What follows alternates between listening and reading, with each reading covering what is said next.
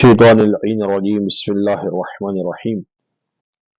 الحمد للہ والصلاة علی آلہا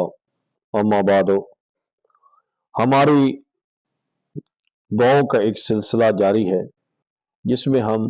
لوگوں کو مختلف دعائیں جو ائمہ اہل بیت سے منقول ہیں، یہ جھوٹی موٹی ادھر ادھر کی باتیں، تعویذ، یہ اس قسم کی چیزیں نہیں ہیں، یہ ائمہ اہل بیت کی دعائیں ہیں اور اتھینٹک کتاب اصول کافی سے ہم بتاتے ہیں، یا اس قسم کی جو ہماری ایک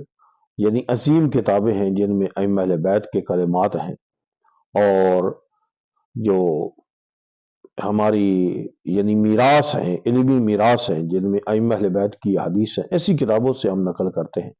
اصول کافی کی 5ویں جلد میں حضرت امام صادق علیہ السلام کی ایک دعا قرض کی ادائیگی کے لیے امام علیہ السلام فرماتے ہیں کہ جس وقت انسان مقروض ہو جاتا ہے، پریشان ہوتا ہے کہ میں اپنا قرض کیسے ادا کروں گا، تو یہ اگر وہ دعا پڑھ لیتا ہے تو خالق کائنات اس کی اس دعا کے صدقے میں مختلف مصیبتیں بھی دور کرتا ہے اور اس کے قرض کی ادائیگی کے اسباب اللہ تعالیٰ غیب سے پیدا کر دیتا ہے۔ جمیل ابن دراج عن ولید ابن سبیح قال،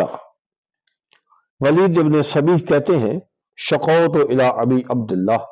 میں نے حضرت امام صادق علیہ السلام سے شکایت کی، دینن لی، کہ میرے اوپر لوگوں کا قرض ہے،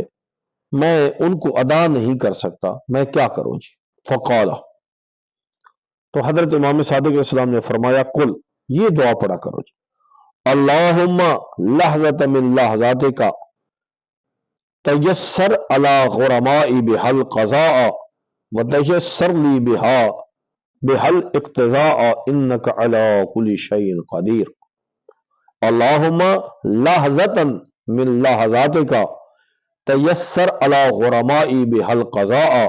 وتیسر لی بحل اقتضاء انک علی کل شیء قدیر۔ ہم نے 2 دفعہ دہرا دی ہے، انشاءاللہ جب یہ امام علیہ السلام کے پاکیزہ کلمات کو ادا کیا جائے گا تو اللہ تعالیٰ ان کے صدقے میں قرض ادا فرمائے گا۔